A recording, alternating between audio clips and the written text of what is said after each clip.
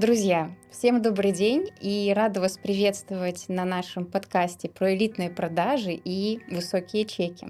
Сегодня мы поговорим о том, как продавать элиту на высокие чеки с нашей гостьей Валерией Анненковой.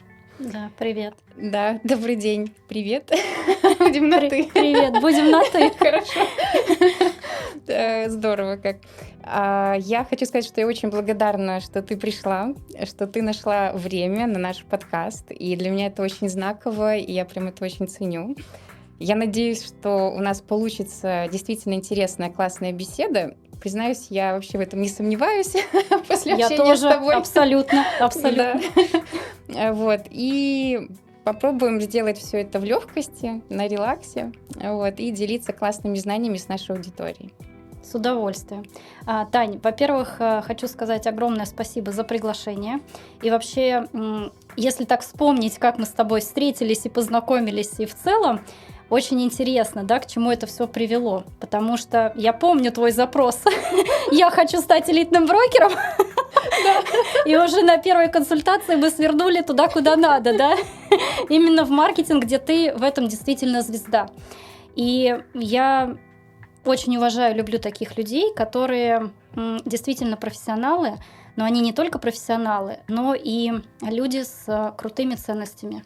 И я вот понимаю, что мне прийти на подкаст, поделиться своей историей, да, поговорить с тобой, это большая честь, потому что я очень ценю таких людей, как ты. Вот, Спасибо большое. Спасибо, что пригласила. Да, я очень рада. Тогда начнем с первых вопросов наших. Наш подкаст про элитные продажи, и в целом мы с этого понятия и начнем. И мне вот очень интересно, все-таки вокруг много шума про статус, про деньги, элиты, и все, мне кажется, настолько смешалось.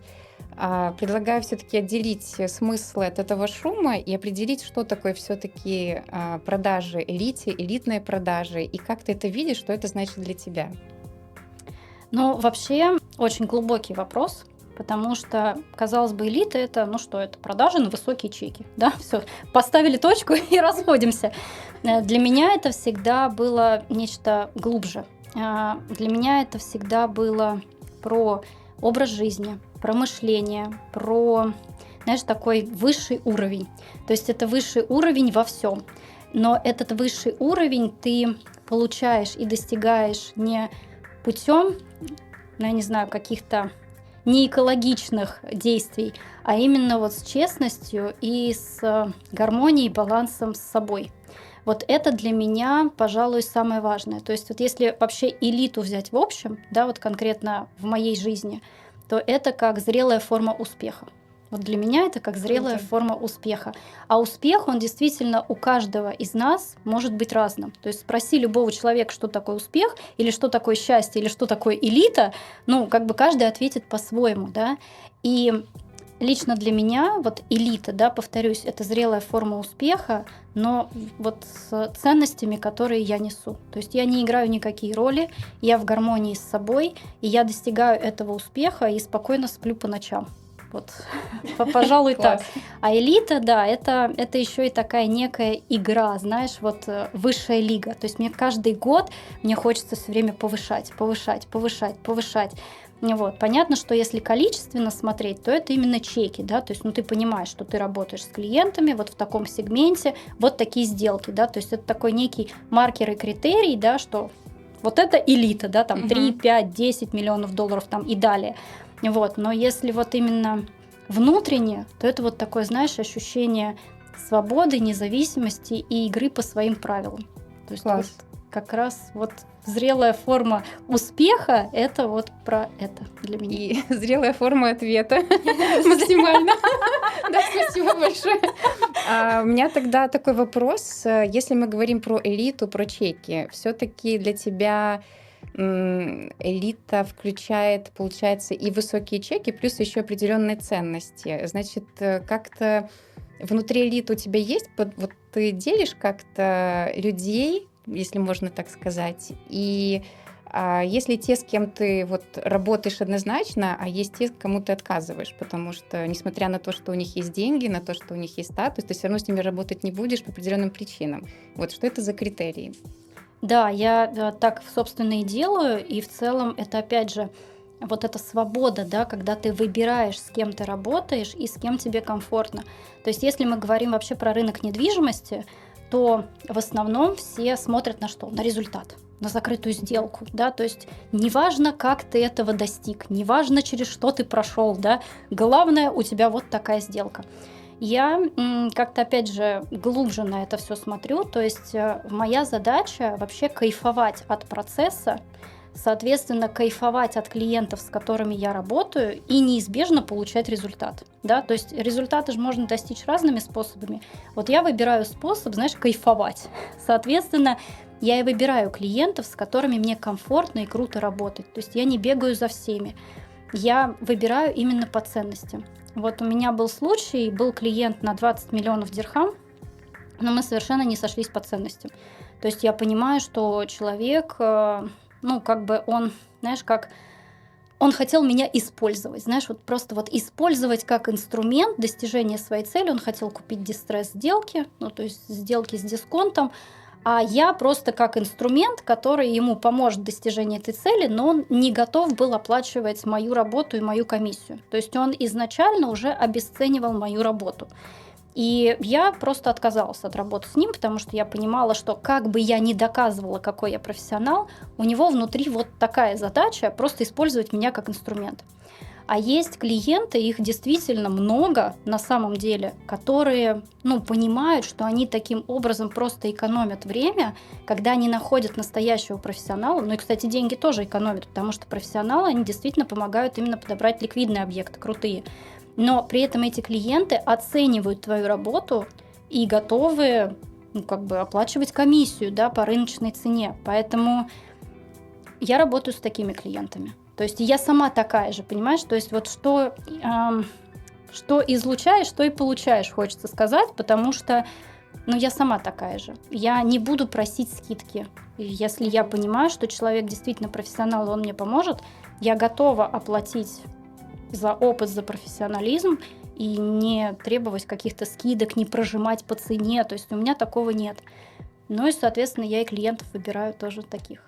Классно. То есть получается, что по сути, если начинать продавать в элите, как недвижимость и вообще в любой другой сфере, мы говорим о том, что эти продажи начинаются все-таки с самого себя, да, с того, что ты все-таки сначала для себя определяешь, с кем ты работаешь, а с кем не работаешь. И получается, что первые продажи не начинаются тогда, когда ты выстраиваешь границы относительно тех клиентов, которые подходят и которые не подходят. И у меня такой интересный вопрос, может быть, не настолько интересный, как ответ. Так совпало просто. Так, не обесцениваем. Да, не обесцениваем. Не обесцениваем. Интересный вопрос. Коуч включился, не обесцениваем. Так, спокойно, критик, сидим. Прекрасные глубокие вопросы. И прекрасные глубокие Задаю ответы. прекрасный глубокий вопрос.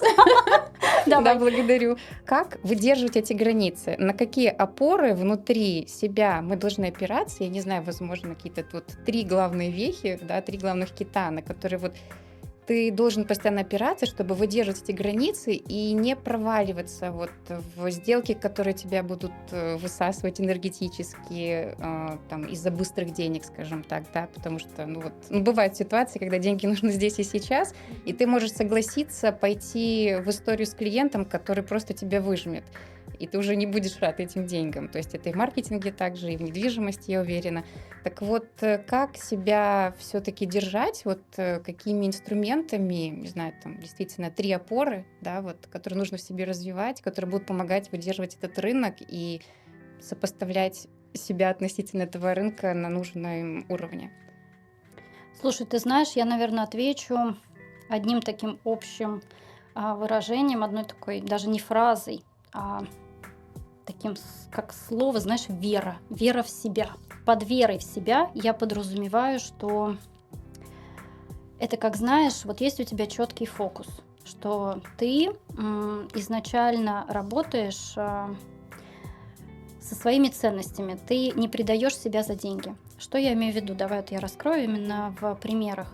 У меня была ситуация, жизнь меня всячески проверяла, когда я действительно осталась в долгах. Мне просто не выплатили комиссию, и я просто такая, хоп, минус там 157 тысяч дирхам. Я такая, нормально.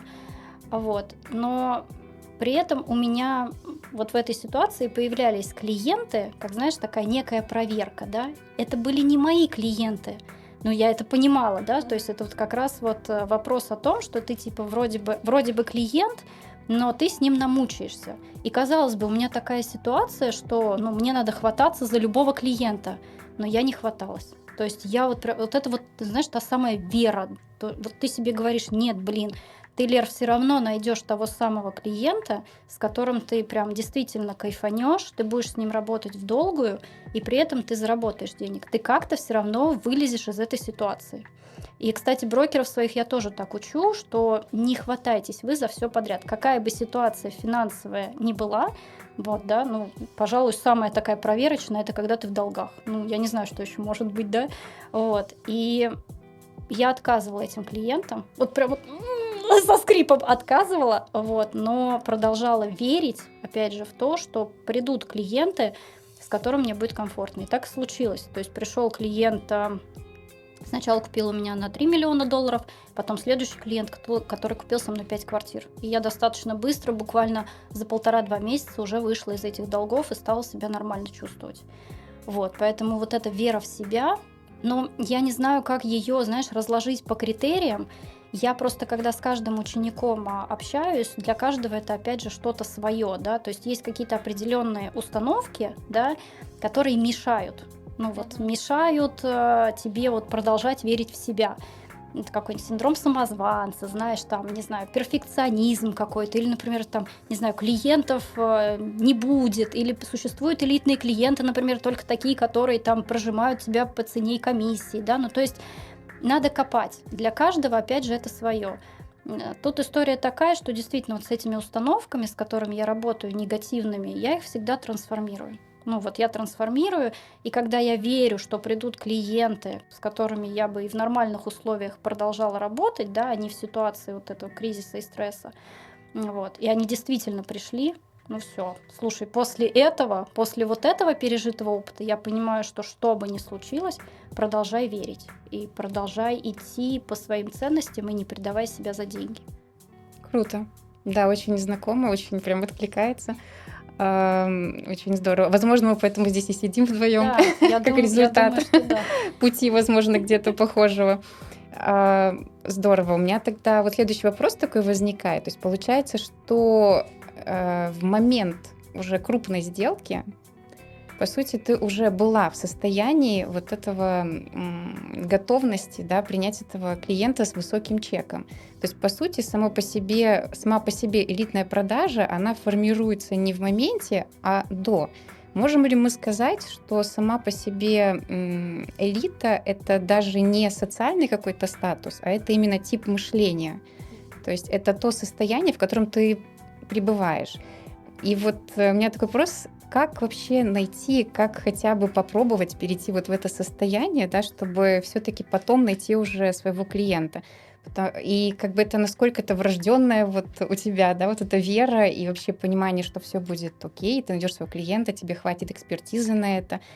Насколько это врожденное, насколько приобретенное? И долго ли это приобреталось и благодаря каким инструментам?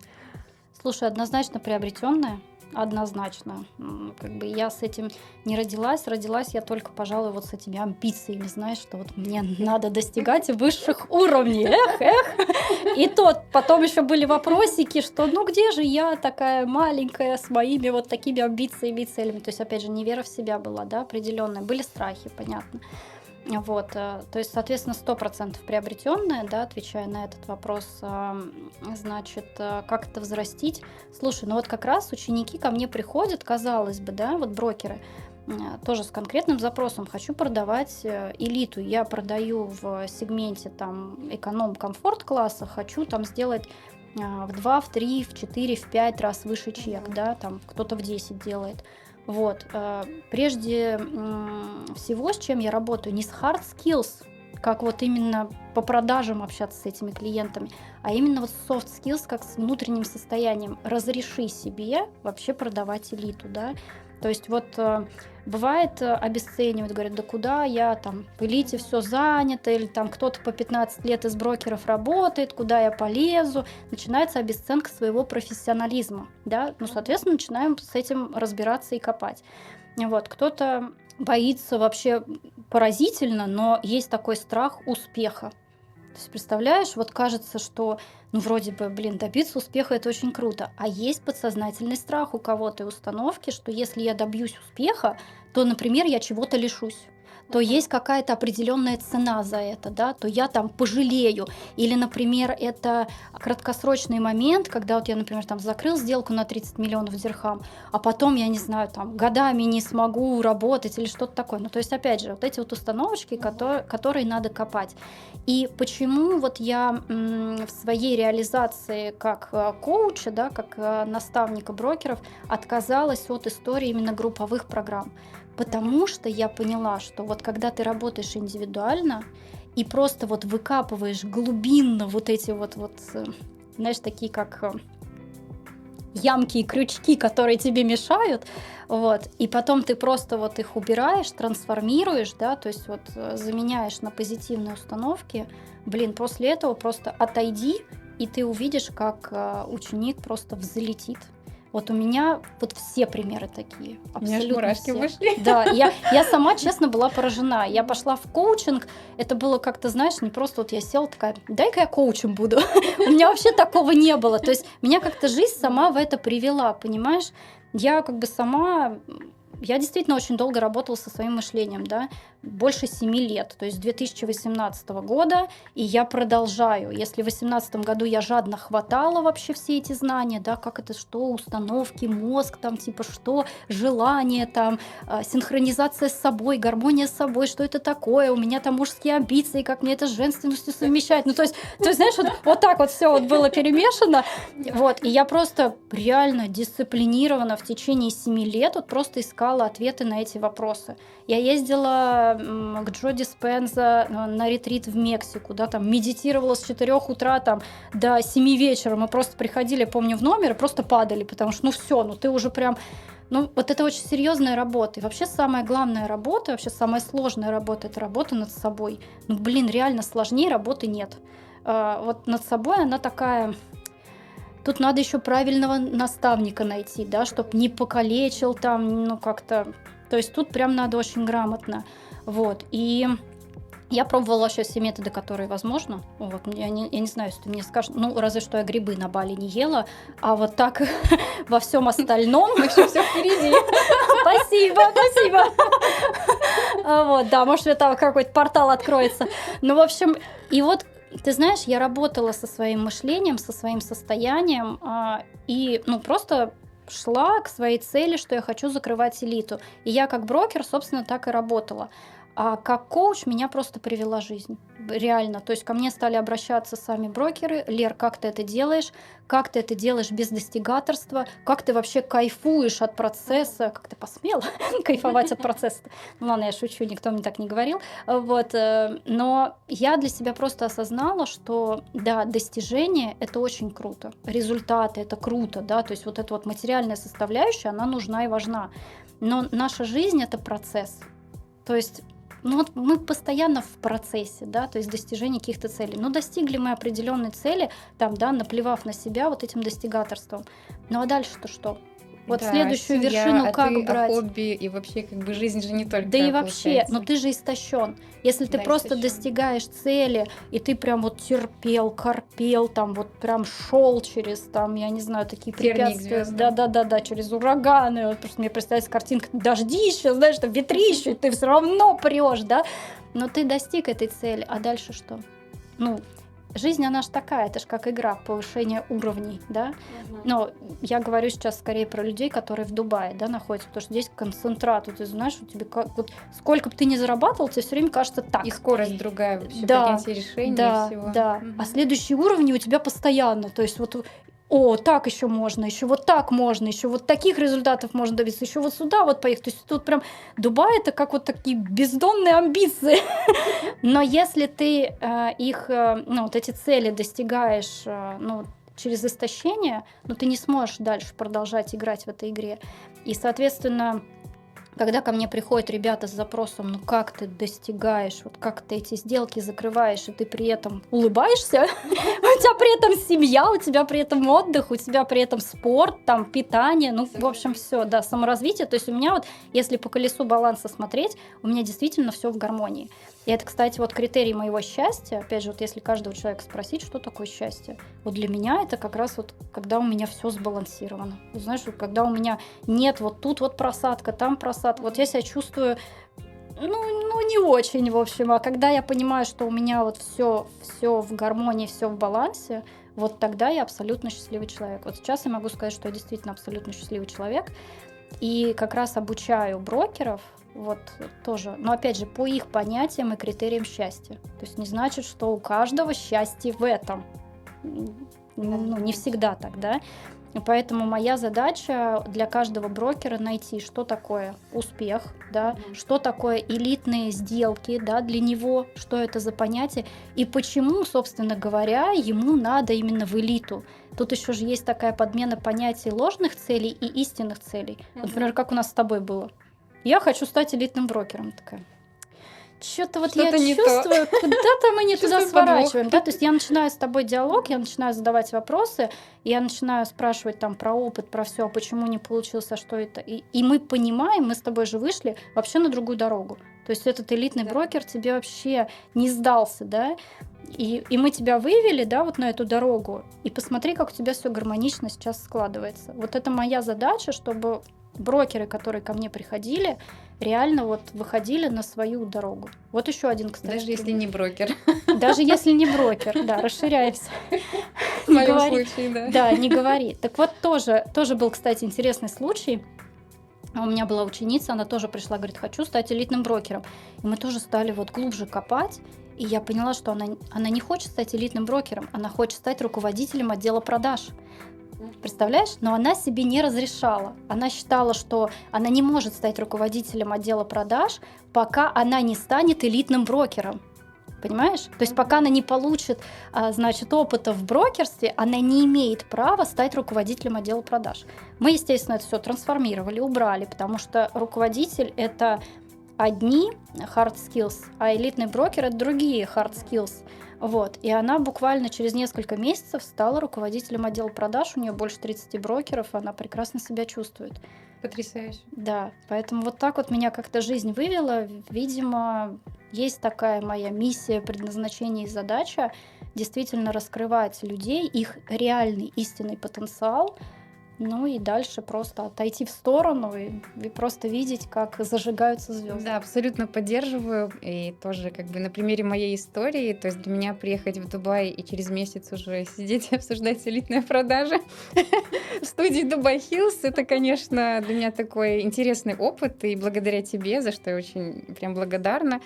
Вот. И действительно хочу сказать, что мне кажется, вот эта составляющая как коуча, человека, который прошел многие этапы развития мышления, потому что это же тоже не бывает так, что ты с одного уровня прыгаешь там сразу на X10. То есть ты обязан пройти за все как бы действительно проработать, чтобы это все осело, причем что результаты, они же не то, что там здесь и сейчас, они как бы в долгосроке приходят, и это тоже нужно выдерживать и к этому приходить.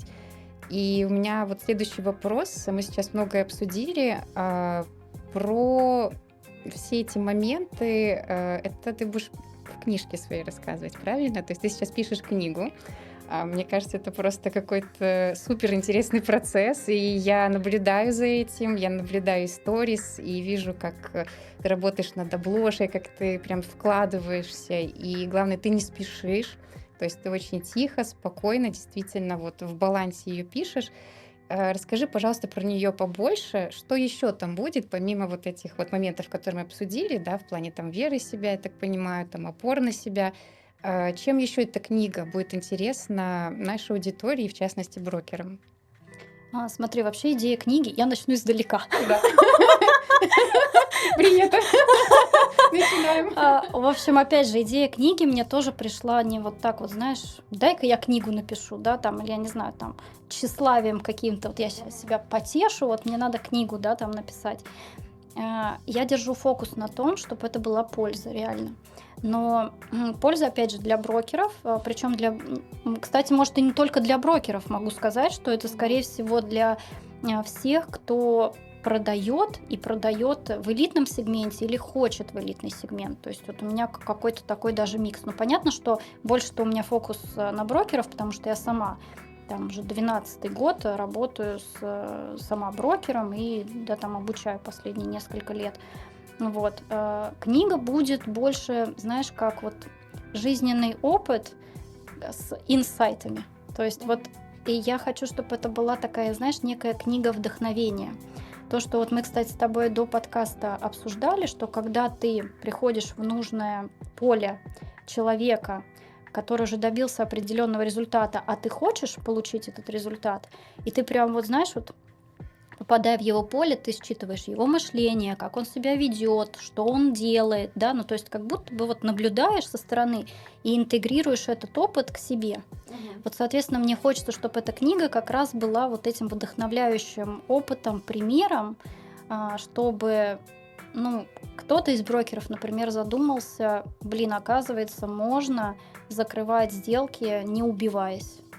Разрешая себе. А кто-то, наоборот, разрешит себе в целом в элитный сегмент пойти, да, например, вот понимаешь, что у человека есть потенциал, но он сам себе это не разрешает.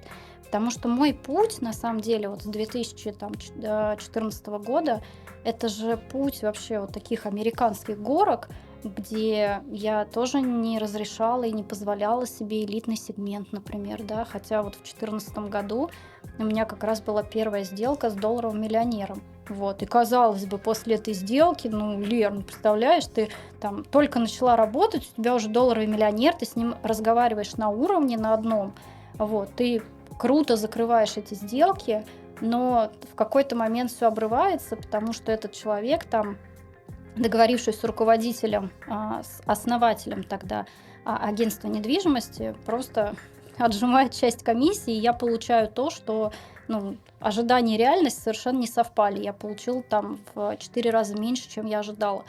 И после этого я себе заблокировала, представляешь, вот этот вот мир элиты, сказав себе, что элитные сделки, элитные клиенты – это люди, которые просто вот отжимают на комиссии, и я на этом не заработаю.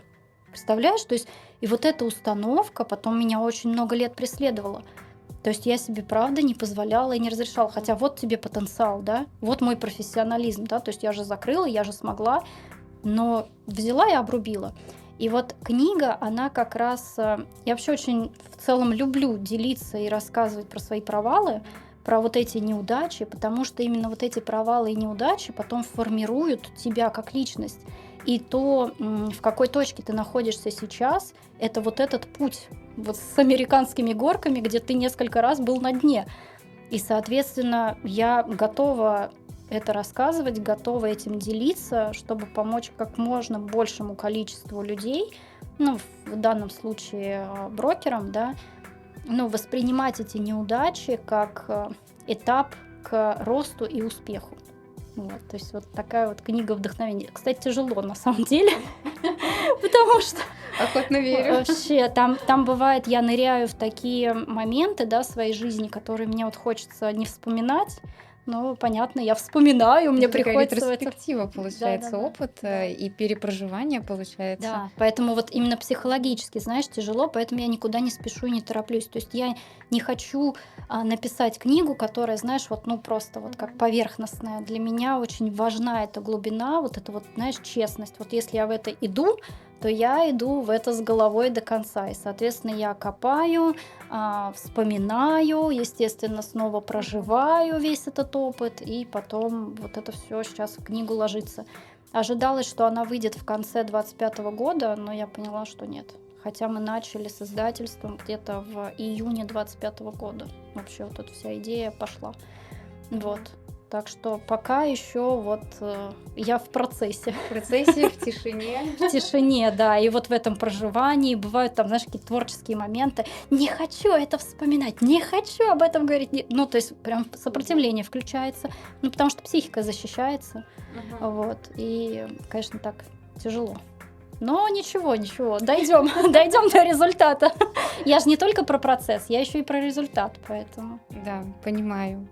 Друзья, давайте поддержим Валерию в написании ее книги. Пожалуйста, подписывайтесь на социальные сети Валерии, где она делится процессом написания книги и обязательно озвучит, когда она будет готова. И я думаю, что с большим удовольствием проафиширует. Я тоже обязательно проафиширую, потому что я, зная тебя уже вот это время, очень верю в этот продукт, который выйдет. И я верю в его действительно эффективность, потому что даже в процессе общения уже столько всего я на себя примеряю, понимаю и очень много нахожу ответов на свои вопросы. Даже вот в процессе общения, даже вот в процессе подкаста пока как будто вот все складывается внутри. Да, спасибо большое.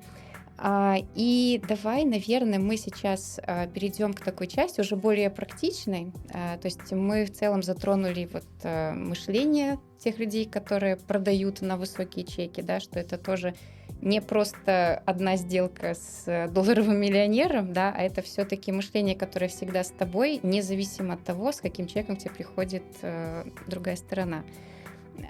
И теперь вот очень интересно поговорить все же про недвижимость в Дубае в целом, потому что рынок перенасыщенный, он прямо Красный океан. Я как сама где-то около года нырнув в этот океан, скажу честно, обалдела, конечно, от того, что здесь творится, от количества брокеров, от количества шума, рилсов, вот этих сделок, поработав внутри агентства, конечно, впечатлило, насколько там вот это достигаторство, да, поощряется, и оно такое, я даже не знаю, насколько оно вообще про эффективность, да, или про интенсивность. Вот скажи, пожалуйста, каким ты видишь вообще рынок недвижимости на 2026 год, и что здесь будет действительно фактором настоящего успеха в этом году? Слушай, тут, если мы говорим именно про сам рынок недвижимости, да, какие тренды 2026 года, ну, Дубай, честно, это элита. Ну, вот, потому что я понимаю, что спрос превышает предложение. Вот, и, соответственно, в Дубае действительно прям элитный сегмент очень хорошо пойдет. И если мы говорим про чеки, там, ну, где-то в районе 500 тысяч долларов, миллиона долларов, там, ну, до 3 миллионов долларов, то в целом еще дистрессы. То есть вот те самые сделки, где инвесторы входили на начальном этапе, там 2-3 года назад, и выходят, не могут платить по рассрочке, соответственно, выходят уже на этапе ключей. И, соответственно, если у кого-то есть наличные, да, вот, можно хватать такие сделки, там есть определенные нюансы, их довольно много, но тем не менее. То есть если мы говорим про бюджеты где-то до 3 миллионов долларов, да, возможно, это стратегия больше в Дубае непосредственно. Это стратегия дистрессов. Если мы говорим уже про историю с элитой, то да, скорее всего, это офф-план, да, то есть это новостройки, потому что на вторичном рынке просто нет такого продукта, да, то есть потому что элита, она такая уникальная, она выходит в определенных знаковых интересных местах, что на вторичном рынке на данный момент ты такое не найдешь. Соответственно, мы вот с клиентами как раз такое хватаем. Абу-Даби. Вообще нежно люблю и обожаю. Как только приехала в Дубай в 2022 году, я понимала, что это тренд. Вообще Абу-Даби как столица, что она только открывается для иностранцев, да, для иностранных капиталов и инвесторов. Саадият. Обожаю. Это остров, который по-прежнему имеет потрясающий потенциал. Мы с клиентами туда активно входим. И вообще я люблю вот эту диверсификацию, знаешь. То есть я изначально, когда приехала в 2022 году, мне хотелось изучить все Эмираты, потому что я понимала, что одним Дубаем как будто бы я себя ограничиваю. То есть у меня сделки и в Омане даже есть, вот, и в Абу-Даби непосредственно, и в Дубае. Но тут все, конечно, зависит от стратегии, да, то есть когда инвестор приходит, тут надо понимать, для сдачи в аренду, для перепродажи, какая-то смешанная история, да, то есть как это будет работать. Это вот как раз к вопросу стратегии, да, то есть и что я делаю, когда ко мне приходит клиент, я формирую стратегию распределения капитала, да, то есть и диверсификация может быть в разных Эмиратах. Вот, поэтому Дубай элита однозначно, либо дистресс-сделки, если бюджеты там небольшие. Если мы говорим про Абу-Даби, то вообще идеально, что, собственно, для перепродажи, что для сдачи в аренду. Вот. Но это как долгосрочная, опять же, перспектива, потому что Абу-Даби это где-то там 3-4 года. Вот. Оман, соответственно, то же самое. Я в 23 году продала, я понимала, что это там года на 4 стратегия, но зато это иксы. Понимаешь? То есть тут вот тоже надо понимать, более консервативные инвесторы выбирают такие перспективы в течение года-двух. Ну, тогда это дистрессы, если это перепродажа.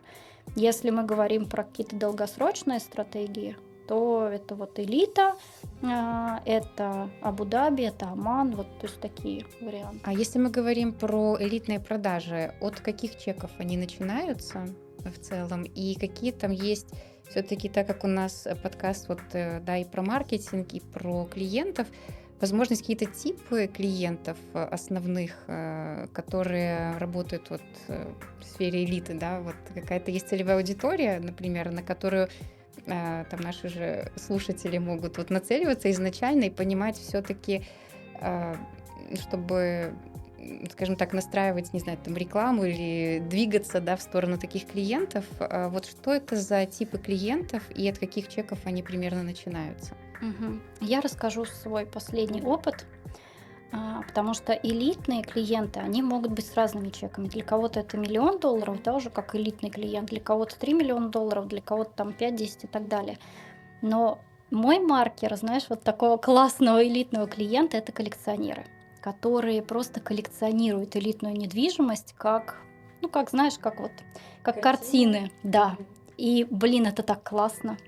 То есть ты действительно и диверсифицируешь портфель, то есть у них нет какой-то четкой задачи, я как-то заработаю. То есть вот у них вот такая, понятно, что это элита, что это уникальное, и я заработаю, да, в итоге, да, там на перепродаже.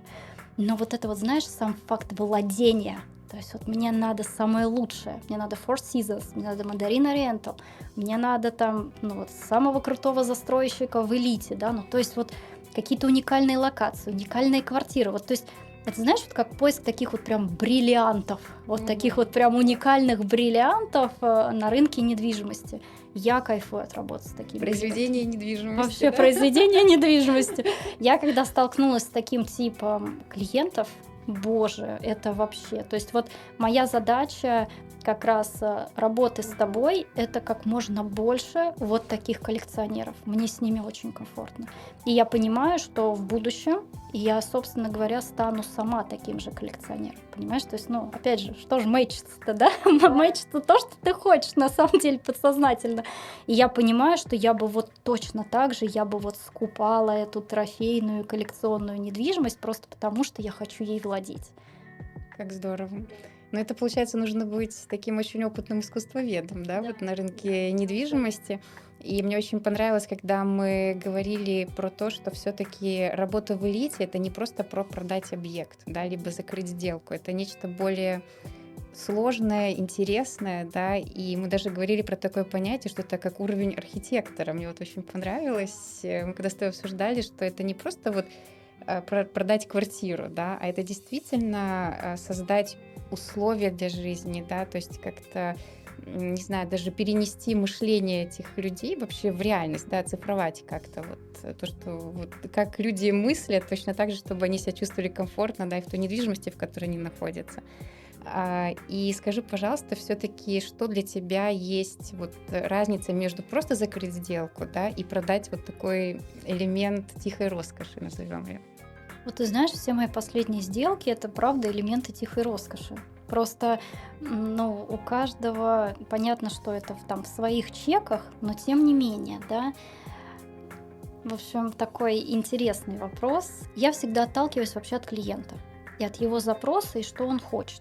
То есть это для меня очень важно, потому что я, по факту, как хамелеон. То есть я же могу продать, по факту, да, то есть у меня есть много недвижимости, да, которую я могу продать. У меня заключены там контракты с всеми застройщиками там надежными Дубая. Плюс, понятно, на вторичном рынке. Но среди всего этого мне надо сметчить, знаешь, запрос клиента, что он хочет, с идеальным вариантом, который я для него подберу. Даже понятие такой тихой роскоши — это, наверное, еще и то, что ну вот прям вот я подбираю пиджачок, который идеально сидит, вот знаешь. И вот поэтому у меня и сделки легко проходят, потому что я вот копаю в эти запросы с клиентами, да, то есть вот мы прям докапываемся до того, чего они хотят. Понятно, что когда первый запрос, не всегда получается так, что вот он озвучил клиент, да, хочу вот это, а на выходе получает ровно это. Понятно, что нет. У нас 95% сделок, это я хотел одно, а получил совершенно другое. Но это же прикольно, что ты в процессе начинаешь копать. То есть есть вот этот поверхностный запрос, а потом ты начинаешь копать глубже, глубже, глубже, глубже. И когда ты докопал до этого истинного запроса, и так хоп, вот это идеальная недвижимость для тебя. И клиент, вот мой клиент, он долго не думает, потому что он понимает, что я действительно подобрала ему ровно то, что он хотел. То есть по всем критериям оно вот вообще супер идеально совпадает. И все, и поэтому у меня сделки проходят вот легко, комфортно, классно. Это действительно тихая роскошь, и это еще и долгосрочные отношения, потому что я в первую очередь ставлю вот именно их запрос, да, их потребность, что они действительно хотят. То есть я помогаю им найти среди множества вариантов ровно то, что они хотят. Я помогаю им составлять эти стратегии, потому что я обожаю вот это управление портфелем, да, вот я просто это обожаю. Это получается, так, вот это вот сюда, вот эту вот часть капитала сюда, вот это вот такая стратегия, это такая. Блин, это так круто. И вот мне кажется, это вообще чуть ли не основная ценность брокера. Ну вот на мой взгляд, просто составлять такие стратегии для клиентов. Но опять же, я именно работаю с инвесторами. Те, кто работают с, например, людьми, которые хотят для жизни, да, это как бы совсем другие, получается, и запросы, и тип клиентов. И здесь ты уже смотришь именно, какой у них образ жизни. Что они хотят от недвижимости, в которой они собираются жить. Для инвесторов понятно, то есть либо здесь история того, что мы заработали на перепродаже, либо от аренды как пассивный доход. Если мы говорим для тех, кто хочет жить, вот здесь прям интересно покопать, а что это за образ жизни у человека и как он хочет, какое пространство он для себя представляет. То есть, наверное, первый вопрос, который бы я задала таким клиентам: опишите свой идеальный образ жизни. Вот просто мы все убираем, вообще вот бюджеты, там, не знаю, какие-то вот моменты в вашей голове, там то, что вы уже до этого смотрели, какие-то варианты, просто все убираем, как вы хотите на самом деле. Ну вот просто опишите, фантазируем, как вы хотите. А потом, представляешь, я приземляю, естественно, ну то есть понятно, что если клиент говорит, я хочу трехкомнатную квартиру за $500 000 в даунтауне, ну как бы сорян, да? Вот. Но вот когда вот человек вот так вот нафантазировал, да, то есть вот действительно вот раскачал вот это вот, что я действительно хочу, вот, и потом я это приземляю с точки зрения бюджета, локации, да, там, ну вот, как встроить этот образ жизни в конкретную недвижимость. Ты представляешь, как это классно? Ты потом выдаешь вот этот конечный продукт и говоришь, например, вот здесь эта вилла, например, которую вы хотели с двойными потолками, да, там находится в 20 минутах от школы, где ваш ребенок будет учиться. Вот здесь безопасная площадка, где ребенок может играть. Вот тут что-то, и ты подстраиваешь вот эту недвижимость под его образ жизни. Ну, понятно, что клиент, который действительно хочет купить такую недвижимость, он ее купит, потому что ты подобрал идеальный вариант для него. Вот. И я обожаю эти моменты. То есть, вот ты знаешь, у меня просто горят глаза, когда я действительно, вот я в процессе этого поиска, и потом такая выдаю, и мне клиент, блин. А вот и бриллиант. Да, супер, да я готов. И все. Это как раз к вопросу о том, а как я, ну, как бы как-то не подгоняю, а как я, как бы, не люблю это слово, вот пушить клиента. Я вообще никого не пушу, понимаешь? То есть я вот так работаю, что я подбираю такой идеальный вариант под их запрос, да, что ну все, ну не остается сомнений, если человек хочет, он берет. Класс. Это опять же работает долгосрочную стратегию, потому что они помнят человека, который им реально помог. Я вообще не смотрю на комиссии. Ну, то есть вот сколько там комиссии от этого объекта. Я вообще это узнаю после сделки всегда. Моя задача вот просто подобрать идеал. Вот когда этот идеал подбираю, у меня уже все, душа радуется, я потом такая, так, сколько там комиссия? Ну вот столько. Ну и окей, как бы хорошо.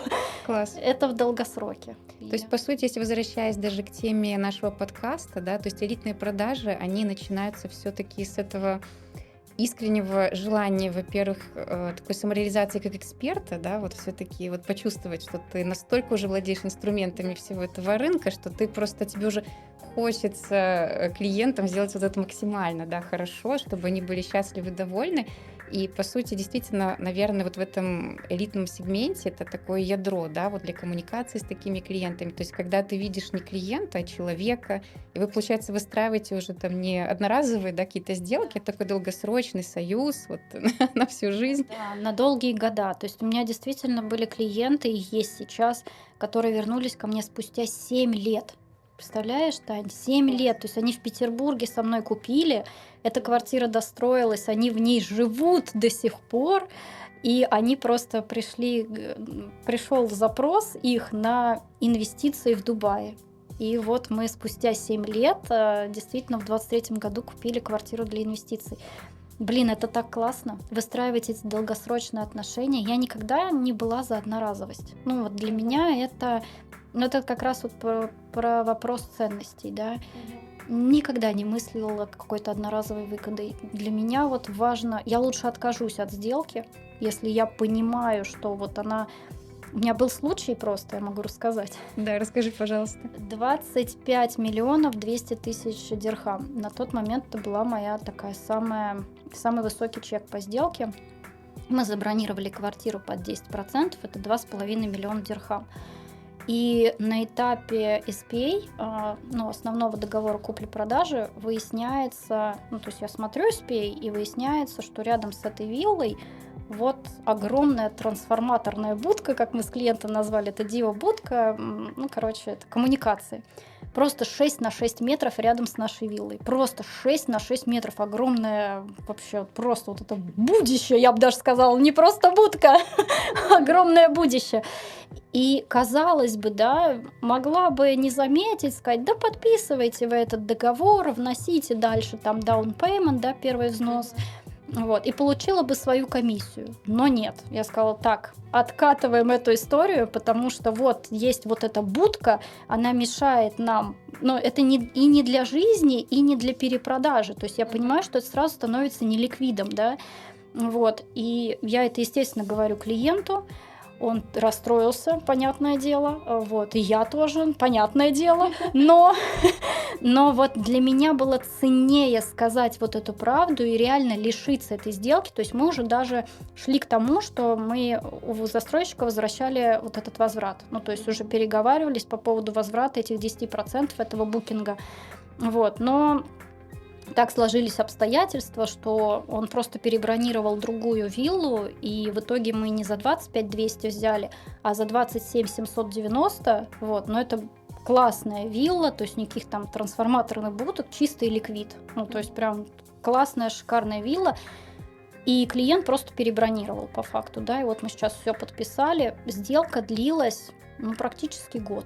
То есть вот мы начинали с января, по факту могли бы подписать вот эту сделку на 25 200, там с этой будкой, потом бы через 3 года мы бы такие пришли, зашибись, спасибо, да, что нам с этим делать, а я вот откатила, и да, это в краткосрочном моменте я как бы потеряла, но в долгосрочной перспективе, смотри, как это вообще... как вышло, да, и клиент после этого меня, конечно, еще больше зауважал, все понятно, потому что, ну, попробуй найди людей, которые готовы отказаться от такой сделки, да, то есть вот эту свою выгоду поставить не на первое место, а там на второе, потому что тебе важнее именно помочь.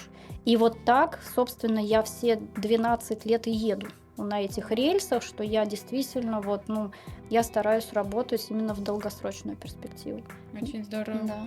Ну, вообще это все очень чувствуется даже в процессе коммуникации, да, нашей с тобой. То есть вообще все решения, вот мне очень нравится тоже, все такие четкие, открытые. Это, конечно, ну и для меня тоже опыт классный, потому что я тоже поняла, что я тоже так могу, и, в принципе, мне это всегда было очень близко, да, и вот тоже встретить в Дубае вот человека с похожими ориентирами, это очень здорово.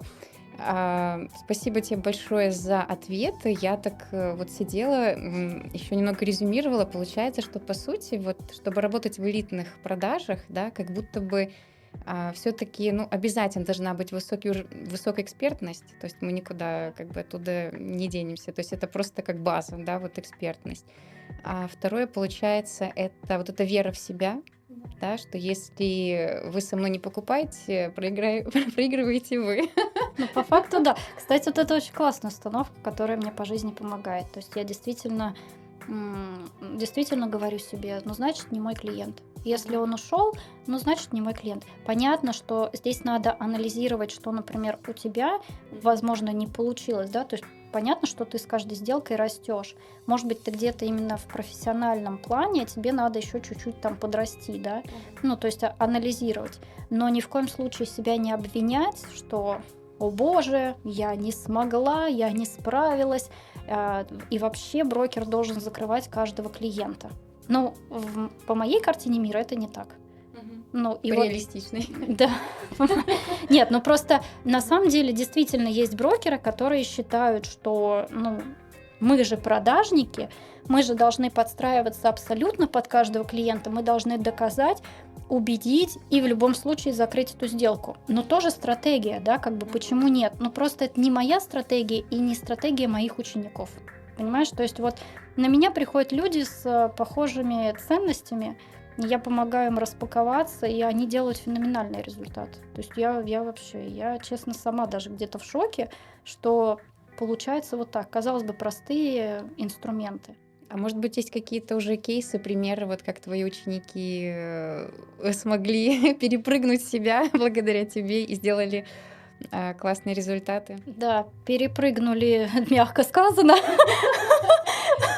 Перепрыгнули X2 просто вообще. Ну вот последний недавний кейс. Девушка пришла, у нее максимальный чек сделки был 10 миллионов дирхам. После 3 консультаций со мной она закрыла вот сейчас элитного клиента на 85 200. Обалдеть. То есть, да. И получается, что средний чек сделки, потому что один клиент купил 4 квартиры, средний чек сделки там больше 20 миллионов, да, если максимально до этого был 10 миллионов, в итоге 1 на 85 200, это считай как 8 раз, но если считать как средний чек сделки, то у нее больше 20 миллионов, то есть в 2 раза точно прыгнула, вот, и закрыла через мою компанию. Причем вот тоже очень интересно, как жизнь меня в коуче, знаешь, вот так вот иди, также и в предпринимателе на самом деле. Я изначально открыла агентство, закрывать свои собственные сделки. Кстати, из-за страха того, что за мои элитные сделки мне не выплатят. Был такой опыт, поэтому я думаю, сама себе я выплачу, на себя агентство и открою. И параллельно вот коучила ребят, и после этого они стали закрывать через меня. И все. И то есть получается, что я даже формирую команду независимых элитных брокеров. Это очень крутой опыт вообще. И до сих пор набираешь таких ребят, то есть это... Да. Даже моя стратегия, видишь, какая? Я очень избирательная. Вот, я не хочу вот это, знаешь, вот все подряд. Я хочу, чтобы это были как раз люди, которые, опять же, и по ценностям сходятся.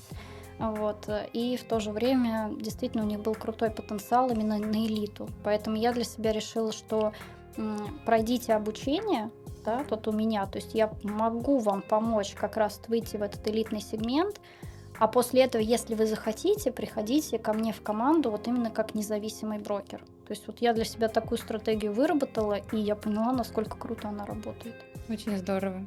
Я, наверное, сейчас скажу, что, друзья, у Валерии есть замечательная школа элитных брокеров, и если вы чувствуете, что вы уперлись в свой потолок, пожалуйста, вот обратитесь к Валерии, и мы оставим обязательно все контакты, ссылки, и вы можете подать заявку, пройти обучение, а потом работать в партнерстве в прекрасном элитном сегменте, по-моему, что еще может быть лучше Да, спасибо. для Штатный брокеров? маркетолог. Только Что штатный еще может быть маркетолог лучше? может быть лучше. Вот. Да, кстати, вот это тоже была моя идея, потому что, видишь, моя задача, и я обучала своих учеников не зависеть от агентства. Я вообще не хотела агентства в классическом его понимании, да, там, я не знаю, приходить там вовремя, не знаю, от звонка до звонка сидеть, еще что-то. То есть я же понимаю, что наша работа, она может быть вообще 24/7. То есть когда у тебя идет сделка, ну, ты там, дай бог, в час или в 2 ночи ляжешь, это хорошо. А если тебе еще надо там как-то в офис к 9, к 10 утра, ну, камон. Ну, то есть мы же все равно люди. Вот. И моя задача как раз была вот собрать таких независимых, дисциплинированных брокеров, да, которые понимают, что они готовы работать самостоятельно. И, соответственно, я же понимаю, что таким образом им надо и маркетинг выстраивать, потому что сарафанное радио – это хорошо, но ты им не управляешь. То есть ты же не управляешь количеством заявок, да, которые к тебе приходят. Соответственно, ты не можешь обеспечивать стабильность закрытия этих сделок, да, потому что у тебя нет входящего потока клиентов на постоянной основе.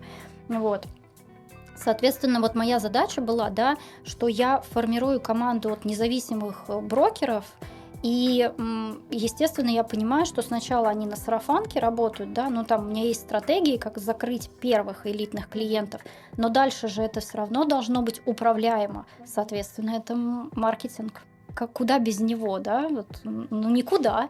Да, потом, если уже идти в масштабы, действительно, все-таки хороший маркетинг, да, это когда это управляемый маркетинг. То есть, когда ты управляешь каналами, понимаешь, где какой включить и сколько, и за какую стоимость ты получишь, да, вот лиды. И у меня такой вопрос, вообще, насколько сейчас, допустим, тем же брокерам, и я понимаю, что даже они по типажу как предприниматели, да, вот независимый брокер — это все-таки как предприниматель. А насколько сейчас реально вот в следующем году и дальше вообще развиваться без личного бренда? Либо все-таки надо уже сейчас брокерам, да, понимать, что все-таки, ну, пора вот уже выстраивать. Понятное дело, рынок сейчас в тренде, он растет, но как бы насколько это вечно, да, то есть и сможешь ли ты остаться потом без личного бренда? Вот, наверное, вот такой вопрос. Шикарный вопрос на самом деле, потому что действительно сейчас рынок Дубая и вообще в целом Эмиратов на подъеме. И понятно, что на этом подъеме ты можешь как бы прожить без личного бренда, ну потому что у тебя и так есть входящий поток заявок, да, если ты в агентстве работаешь. Вот. Ну или сарафанка, или как-то. Но когда мы говорим про период, например, стагнации и коррекции рынка, это неизбежно происходит когда-нибудь. Вот. Соответственно, тут тебе уже приходится задумываться, где ты будешь и как брать клиентов. Для меня вот именно построение личного бренда – это очень сильный инструмент и на растущем рынке, потому что ты легче закрываешь сделки, просто потому что к тебе больше доверия. Да, то есть ты же показываешь себя, да, показываешь свои ценности, показываешь свой профессионализм. И люди, которые видят тебя, твой контент, и им нравится, что ты делаешь, соответственно, они будут к тебе обращаться, да, на растущем рынке. На рынке вообще коррекции и стагнации, я думаю, что это must-have просто, иметь свой личный персональный бренд, потому что, ну, таким образом ты обеспечишь себе работу и не будешь в просадке. То есть ты все-таки предполагаешь, что еще 2026 год, он как бы все в тренде, еще можно, да, вот без каких-то дополнительных инструментов. Но в любом случае даже на рынке Дубая, да, будет какой-то период, когда будет все-таки корректировка, да, и... Безусловно. Ну, в любой рынок он цикличен. Не может быть, как и у нас в жизни, не может быть исключительно успех. В какой-то момент наступает определенный кризис. То же самое мы можем говорить о рынке недвижимости, да. Но, например, если мы говорим про Абу-Даби, то на самом деле он будет отличаться, потому что Абу-Даби, он как раз вот зарождающийся тренд, он еще будет, когда в Дубае может быть где-то уже стагнация, и потом пойдет коррекция. У Абу-Даби немножко другая история, он просто позже начал быть трендовым, и, соответственно, вот дольше будет идти этот тренд и подъем наверх. Вот. И, соответственно, если мы говорим, опять же, про персональный и личный бренд, ведь он же тоже выстраивается не за 1, не за 2, не за 3 месяца. Тут надо готовить сани летом. То есть если ты понимаешь, что сейчас на растущем рынке ты уже заработал, и ты можешь себе позволить вкладываться в личный бренд, начинай это делать. Ну, потому что дальше тебе уже потом по факту будет все равно коррекция, стагнация. Ты все равно будешь закрывать сделки, потому что у тебя будет определенный вес и пул твоих клиентов. Вот, поэтому я считаю, что необходимо в любом случае заниматься своим персональным и личным брендом. И даже если ты работаешь в агентстве, которое предоставляет лиды, да, заявки, ну, соответственно, представляешь, насколько ты подвержен внешним факторам. То есть, если это стагнация или коррекция, там уже будет драка за лиды, правильно? Но когда ты уже сформировал доверие своей аудитории, да, там в онлайне, в офлайне, да, или и в онлайне, и в офлайне, то есть у тебя есть своя стратегия продвижения маркетинга, но это актив, который будет с тобой в любом случае. Это вот как раз антикризисная мера, если что. Класс. Поэтому, да, изначально, когда я приехала в Дубай, да, мы переехали всей семьей, я понимала, что агентство — это такая история, ну, не то чтобы временная, но я понимала, что агентство — это как платформа, где я закрываю сделки, но я старалась это делать со своими личными клиентами. Я не хотела зависеть от лидов компаний, просто потому что я понимала, что если будет внешняя коррекция, соответственно, я пострадаю. А если это будут мои непосредственно клиенты, но я буду закрывать там в агентстве, ну, то есть я бы себя прекрасно чувствовала. Но жизнь меня в другое русло направила, то есть я не интегрировалась ни в какое агентство, потому что в каком бы агентстве я ни работала, почему-то я все время не дозарабатывала. Это несправедливо. Да. И я такая, ну окей. И действительно вот открыла свое, и вот смотри, как это красиво сейчас складывается, да.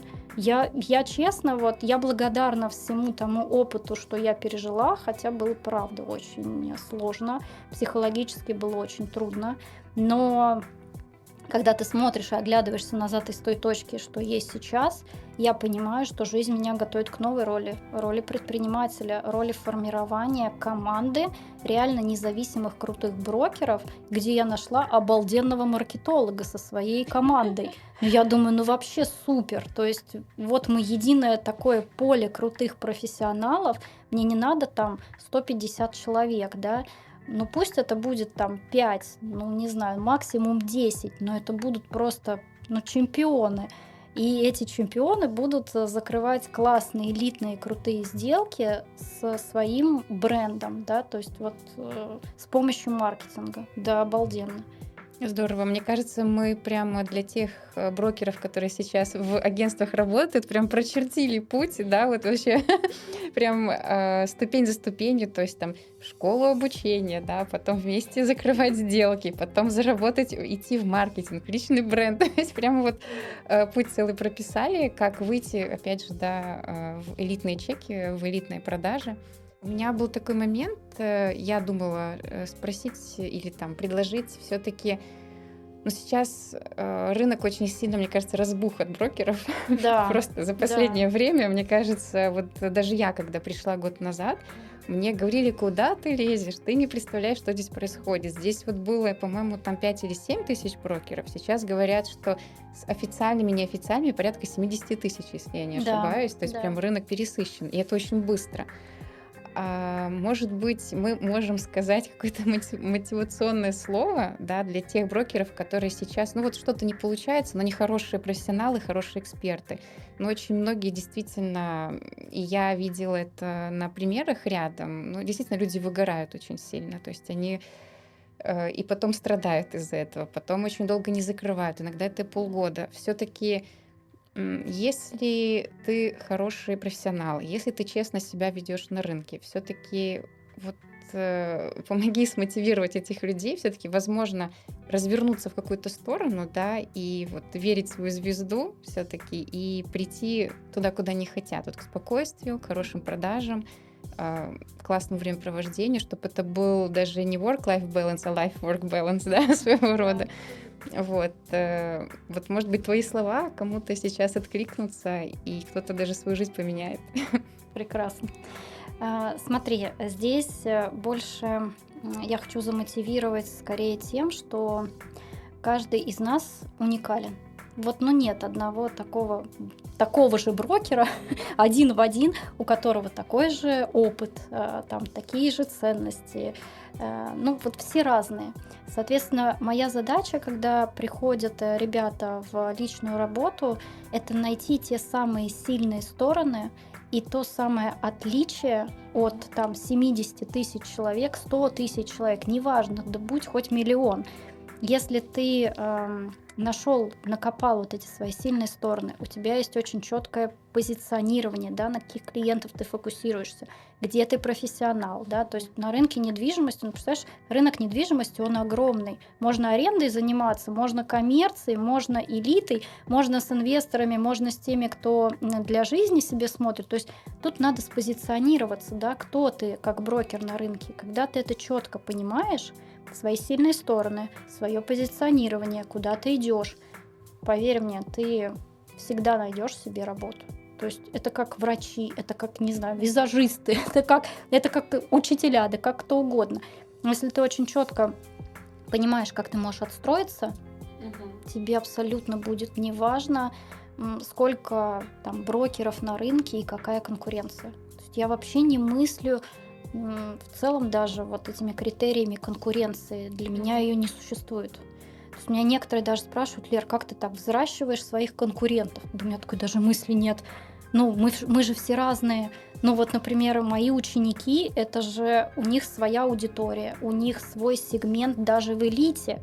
Вот, например, у меня есть ученик, который, по-моему, 4 консультации у нас было, он закрыл 5-комнатную квартиру в Булгаре. Ну, то есть такая легендарная сделка, но он сфокусирован на вторичном рынке, в основном на первой береговой и просто вот с сегментом, ну, ультра-лакшери, скажем так, да, ну, и мы с ним разные. Ну, то есть у меня позиционирование немножко другое. У меня вот эти те самые коллекционеры, да, которые вот любят вот эту вот трофейную историю, вот у меня вот эти стратегии, а у него именно для жизни. Ну, вот они смотрят в основном для проживания. Ну, и мы разные.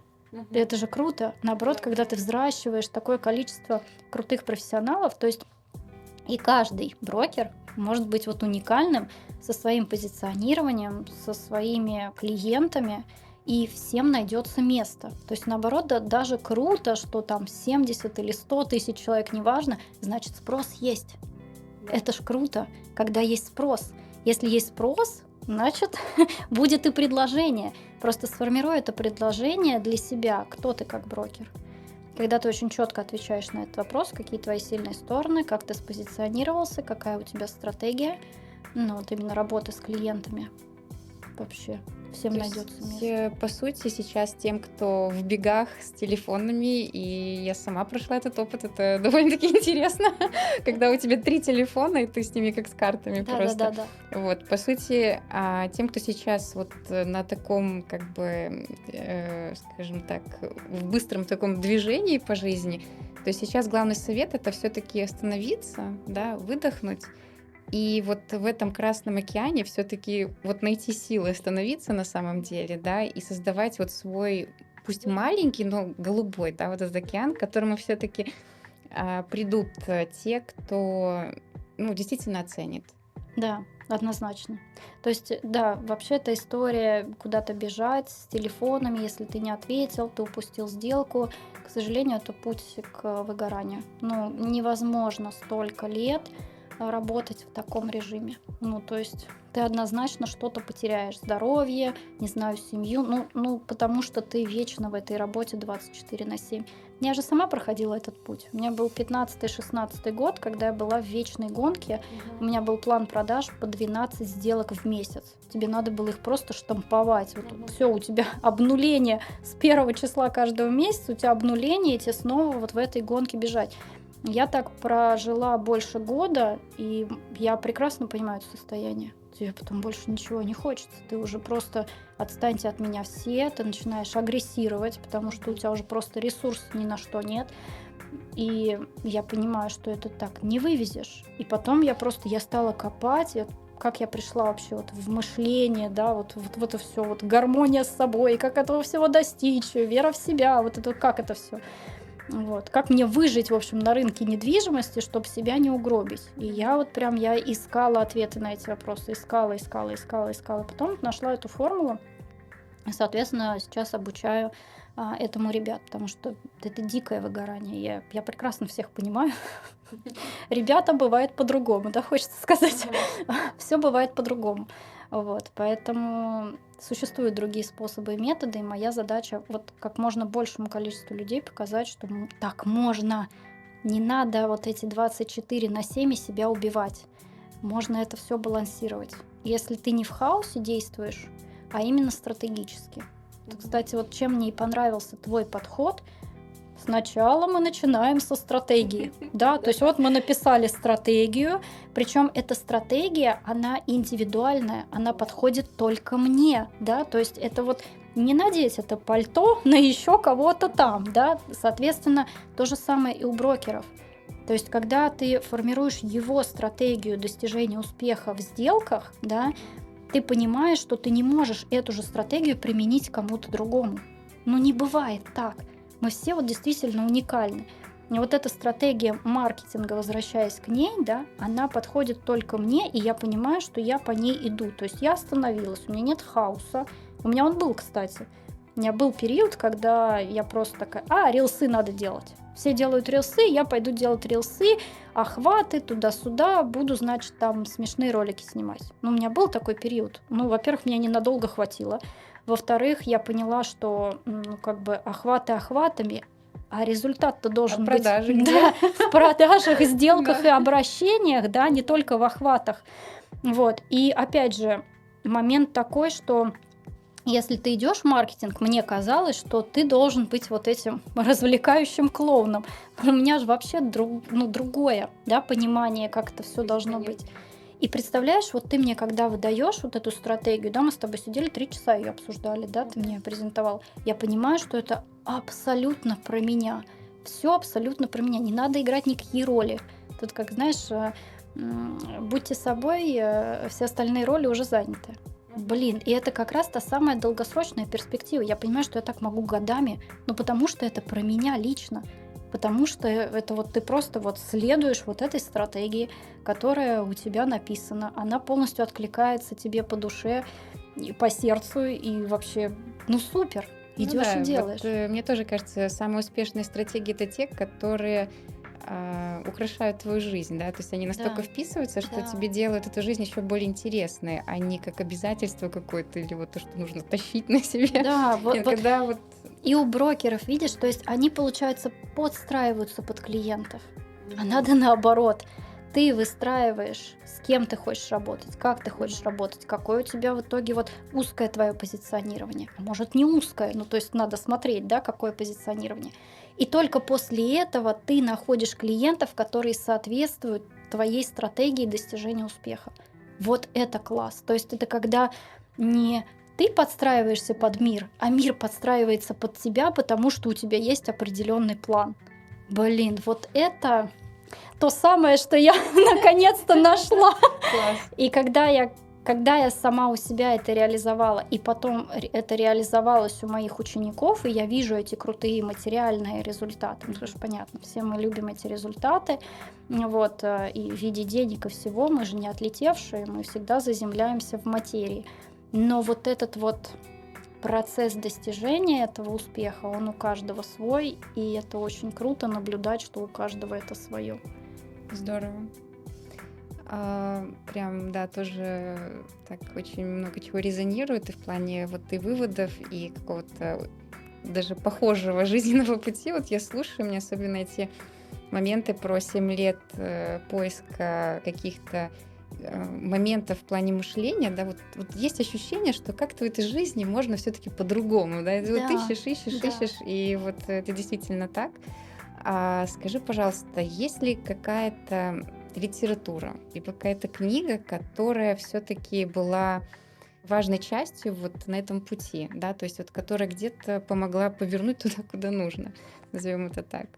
Вот «Стратегия Голубого океана». Обожаю эту книгу. Эта книга действительно показывает вот ту самую отстройку от всех остальных. Вот. Эта книга, на самом деле, очень многое перевернула в моем сознании как раз, что она действительно учит тому, что ты ни под кого не подстраиваешься, а находишь что-то уникальное свое, и потом это, соответственно, транслируешь миру, и мир откликается в виде заявок, продаж и так далее, и так далее. Вот. А с точки зрения мышления, слушай, я вообще вот в мышлении я не про книги, я про практику. Я сразу ныряю с головой. Так, все, вот тут вот надо вот на этот тренинг, тут надо на этот ретрит, тут надо подышать. Да, вот все полностью максимально. Вот. А вот если мы про мою книгу говорим, да, то, ну, она действительно, она про мышление просто потому, что у меня действительно успех был сформирован сначала вот именно внутренне, да, то есть вот именно вот эти позитивные установки и вот это вот мое мышление, вот это состояние, вот эта вера в себя, да, то есть она очень считывается, когда ты непосредственно потом приходишь к элитному клиенту. И после этого все, это вот от внутреннего трансляция во внешний мир. Вот у меня успех достигается так. Сначала ты внутренне проработал себя, и потом внешне это транслируется в мир. Бывают ситуации, когда какие-то внешние факторы и ситуации указывают тебе, что внутри у тебя где-то там не очень. Барахлит. И, соответственно, вот это барахлит ты просто анализируешь и, ну, делаешь это сильной стороной. Класс. Вообще вот это каждая неудача, каждый провал, вот казалось бы, да, вот в моменте, когда это происходит, тебе кажется, блин, ну за что мне это? Ну почему со мной это произошло? Начинаешь страдать, включаешь синдром жертвы. У меня там еще и агрессия была вообще дикая, я помню.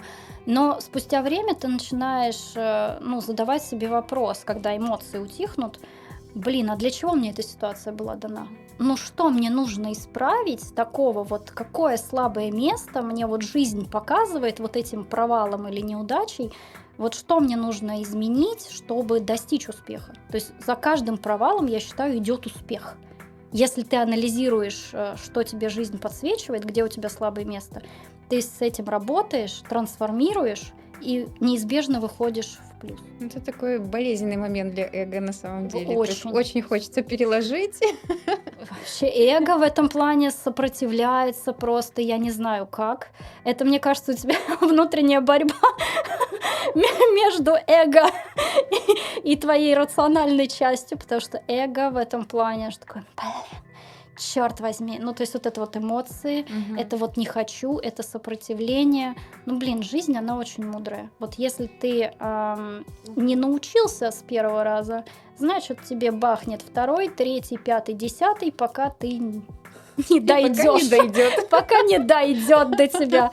Вот. Но это, конечно, мы говорим про людей с прям сильным потенциалом, потому что те, у кого действительно потенциал вот такой серьезный, а вообще у многих людей в Дубае, вот те вообще люди, которые переехали в Дубай, вот, это, конечно, люди с огромным потенциалом, попробуй тут эту высоту взять. И ты понимаешь, что у жизни на тебя большие планы.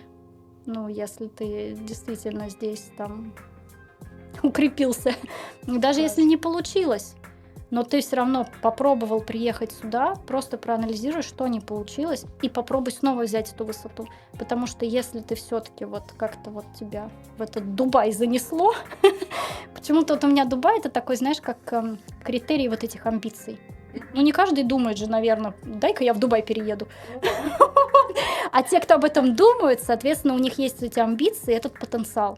И, соответственно, у жизни на тебя соответствующие планы. Да, это же на уровне интуиции где-то. На уровне интуиции. Чего-то непонятного, потому что в моем случае так и вышло. Я приезжала, получается, даже какое-то время назад. Вот, да, мне казалось, что Дубай — это равно недвижимость.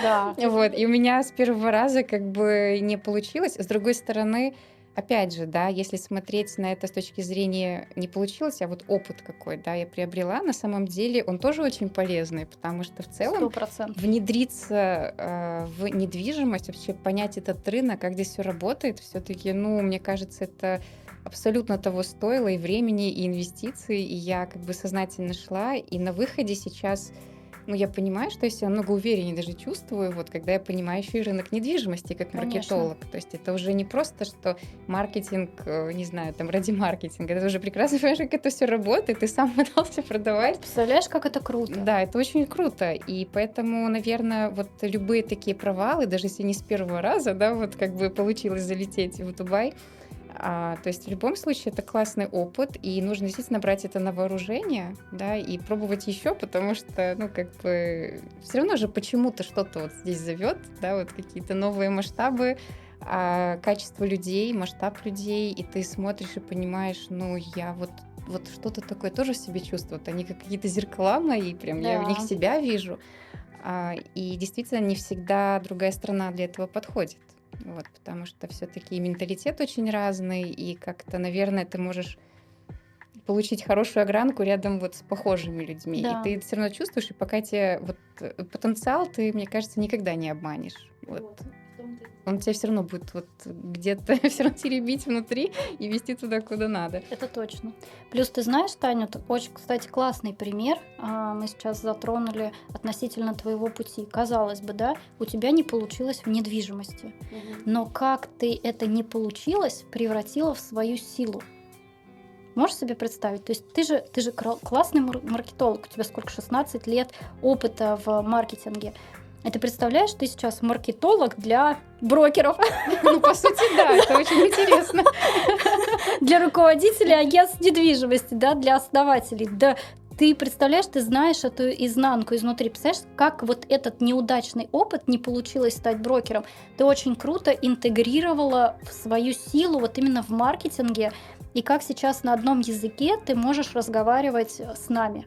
Да, потому что, если так признать, все-таки, когда ты изучаешь обратную сторону, ты понимаешь, что на самом деле на стороне маркетинга в недвижимости в Дубае есть много серых зон, назовем их так. Я столкнулась с качеством лидов, которые обеспечивают агентство своих брокеров, и оно не самого как бы лучшего уровня, назовем это так. И по сути я поняла, что ну, брокерам сложно, очень тяжело получать эти лиды, получать качественные лиды. И я поняла, что зачем мне быть на стороне тех людей, которые ждут лиды, если это человек, который умеет их приводить. И ты такой, ну, в моем случае, да, не сразу все это понимаешь, там, Есть через год. определенный- Вот, но ничего, главное действительно, наверное, вот верить в себя и на ошибки смотреть вот как на опыт, не падать в эти ошибки, там, не сделать из себя жертву ситуации, да, Да. все-таки оставаться над ней. Классно. Мне кажется, мы очень много тем затронули, они все вокруг продаж. Мне кажется, мы определили, насколько здорово работать с элитой, какие качества для этого нужны, с чего начинать, куда идти, как продолжать. Мне кажется, прям наш подкаст откликнется очень многим. Вот, я хочу поблагодарить тебя за то, что ты пришла, за то, что уделила время, и прям мне вот все истории настолько отзываются, прям я вижу в этом и свой путь во многом, и как-то мне это очень много радости приносит в то же время. Вот, я тебе желаю удачи со всеми твоими сферами, которые ты сейчас для себя открываешь. Это и школа элитных брокеров. Просто потрясающие результаты. Я вижу вот эти цифры. Я, конечно, просто восхищаюсь. На самом деле, я восхищаюсь уровнем ответственности, которую ты можешь брать вот за других людей и доводить до результата. Мне кажется, это прямо это какое-то мастерство такое, прям очень крутого уровня. Я тебе желаю удачи с твоим агентством. То есть, чтобы как можно больше классных людей приходило, и вот вы, не знаю, обогащали, да, вот какое-то ядро вот вообще вашего агентства недвижимости и классными клиентами, и классными суммами, и легкими сделками, опять же, да, роскошными легкими сделками. Вот. И желаю удачи в личном бренде. Мне кажется, что он уже сформирован, то есть осталось только как бы его донести до аудитории, поскольку личный бренд, он всегда про ценности, да, и долговременные ценности. И, по сути, ты уже даже своим образом жизни, вот этим таким поиском, да, вот как выживать все-таки, не предавая себя, и в то же время и в легкости, и классно зарабатывая, мне кажется, ты уже создала из себя бренд абсолютно. Вот. И я очень рада, что этот бренд сегодня присутствовал на нашем подкасте. Спасибо, Таня, большое. Я, в свою очередь, желаю тебе сохранять и приумножать элитный уровень, в который ты влетела. Благодарю. Влетела и теперь не откатить. Отрикошетила от Да-да. недвижимости. Да-да-да. В элитный маркетинг. Но это круто, это действительно твое. Вот я желаю тебе в этом дальнейшего развития. Я абсолютно убеждена, что дальше будет только успех. То есть вот звездочку надо было чуть-чуть вот направить, и сейчас раскроется огромная звезда. Я это в тебе вижу этот потенциал, поэтому желаю тебе не останавливаться. Спасибо Только огромное. вперед, дорогая. Спасибо большое. Друзья, спасибо большое, что вы были с нами все это время. Я надеюсь, что вам было действительно интересно, а еще больше надеюсь, что вам все откликалось, и вы для себя нашли, возможно, даже ответы на какие-то вопросы, которые вас, возможно, сейчас волнуют, или над которыми вы задумывались. И мы со своей стороны, опять же, мы поделимся всей информацией в описании к данному видео, предоставим абсолютно все ссылки, названия книг, социальные сети, как мои, так и Валерии, и вы можете по ним спокойно связываться по любым вопросам, начиная вот от школы элитных брокеров, продажи недвижимости в Дубае. Пожалуйста, будьте с нами на связи, подписывайтесь и до новых встреч!